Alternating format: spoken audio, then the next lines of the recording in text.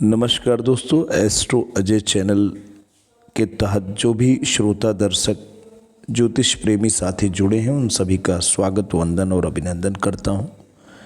आज ज्योतिष विषयक जिस विषय पे ये वीडियो लेके आया हूं वो मिथुन लग्न कुंडली में हम जानेंगे कि शुभ ग्रह, अशुभ ग्रह, सर्वाधिक योग कारक ग्रह के अलावा मारक ग्रह कौन कौन से हैं, वे भाव कौन से हैं जो कि मार्केश का कार्य करते हैं, वे कौन से भाव हैं जो कि शुभ भाव के तौर तरीके से कार्य करते हैं, और वे कौन से भाव और वहाँ बैठी हुई कौन सी राशियां हैं जिनके स्वामी अशुभ ग्रह की तरह कार्य करते हैं। तो दोस्तों, आपके सामने मिथुन लग्न की कुंडली है जहाँ पे 3 नंबर एकदम बीचों बीच लिखा है। ये मिथुन राशि कहलाती है और बीचों बीच अगर मिथुन राशि उदित हो रही है तो ये लग्न भी मिथुन लग्न हुआ। द्वितीय भाव में चंद्रमा है, तृतीय भाव में सूर्य है, चौथे भाव में कन्या राशि है, पांचवें भाव में तुला राशि है, छठे भाव में वृश्चिक राशि, नवें भाव में छठे भाव में वृश्चिक राशि सातवें भाव में धनु राशि, आठवें भाव में मकर राशि, नवें भाव में कुंभ राशि, 10वें भाव में मीन राशि, एकादश भाव में मेष राशि और द्वादश भाव में वृषभ राशि। ये तो पूरा का पूरा चक्र हुआ।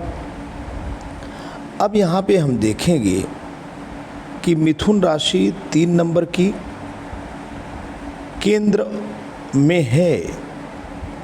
केंद्र और त्रिकोण इसे दोनों मानेंगे। केंद्र में मिथुन राशि है और केंद्र में ही कन्या राशि है। इन दोनों राशियों के जो लग्नाधिपति हैं यानी स्वामी जो हैं वो दोस्तों दोनों राशियों के जो स्वामी हैं वो भगवान बुद्ध हैं। ऐसी स्थिति में ये जो हम कह सकते हैं कि मिथुन लग्न में 3 और 6 नंबर की राशियां केंद्र में स्थित हैं। ऐसी अवस्था में भगवान बुद्ध को सर्वोत्तम योग कारक ग्रह मिथुन लग्न में माना जाता है। पंचम भाव में शुक्र भगवान की राशि है और द्वादश भाव में शुक्र भगवान की राशि है। शुक्र भगवान बुद्ध के स्वाभाविक रूप से मित्र ग्रह होने के नाते ये भी भाव शुभ माना जाएगा। छठवें भाव में मंगल और एकादश भाव में मंगल की राशि है। दोनों छठा भाव भी जो माना जाता है वो एक प्रकार से अशुभ भाव माना जाता है और एकादश भी भाव अशुभ माना जाता है। तो मंगल यहाँ पे इस लग्न कुंडली के लिए अशुभ रहेंगे। 7वें भाव में धनु राशि है, गुरु की राशि, और 10वें भाव में मीन राशि है। दोनों राशियाँ चूँकि केंद्र में पड़ रही हैं तो ऐसी स्थिति में जो देवगुरु बृहस्पति हैं उनको केंद्र अधिपति बनने का दोष लग जाता है। 8वें भाव में मकर राशि है और 9वें भाव में कुंभ राशि है। तो इनका जो परिणाम होगा मिश्रित होगा। चलिए हम पूरा का पूरा एक बार स्पष्ट करते हैं।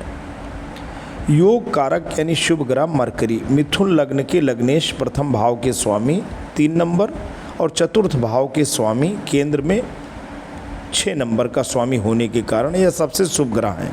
बुध सबसे शुभ ग्रह, ये स्वास्थ्य, व्यक्तित्व, सुख और माता के कारक हैं। वीनस पंचम भाव त्रिकोण भाव और द्वादश भाव के स्वामी है। पंचम भाव त्रिकोण भाव होने के कारण और लग्नेश बुध के मित्र होने के कारण शुक्र अति योग कारक ग्रह माने जाते हैं। यह बुद्धि, संतान, प्रेम, शिक्षा और भाग्य के कारक हैं। शनि 9वें भाव त्रिकोण यानी भाग्य भाव और 8वें भाव के स्वामी हैं। त्रिकोण भाग्य भाव का स्वामी होने के कारण शनि भगवान को शुभ माना जाता है। हालांकि 8वें भाव के स्वामी होने के कारण इनका जो परिणाम है मिश्रित हो सकता है। मारक भाव की अभी जो हमने बात किया, मंगल अशुभ ग्रह रहेंगे छठे और एकादश, यानी खष्टम भाव, त्रिक भाव और एकादश भाव बाधा भाव के स्वामी होने के कारण मंगल अशुभ फल देते हैं। मिथुन लग्न की कुंडली में मंगल अशुभ फल देंगे। सूर्य तृतीय भाव का स्वामी होने के कारण सूर्य को भी अशुभ माना जाता है। बृहस्पति सप्तम भाव, दशम भाव, केंद्र भाव के स्वामी हैं। प्राकृतिक रूप से शुभ ग्रह होने के बावजूद केंद्र भावों का स्वामी होने के कारण बृहस्पति पर केंद्राधिपति दोष से केंद्राधिपति दोष हो लगता है और ये अशुभ यानी मारक के समान फल देते हैं। सम यानी तटस्थ ग्रह चंद्रमा मून द्वितीय भाव मारक भाव का स्वामी होने के कारण सामान्यतः तटस्थ या मारक के समान फल देता है, पर अपनी स्थिति के आधार पर परिणाम देता है। निष्कर्ष, अति शुभ योग कारक बुध और शुक्र हैं मिथुन लग्न में, शुभ शनि है, अशुभ मारक मंगल सूर्य और बृहस्पति हैं। आज के लिए दोस्तों इतना है। जल्दी एक नए इन्फॉर्मेशन और वीडियो के साथ पुनः हाजिर होंगे, तब तक के लिए जय हिंद, वंदे मातरम।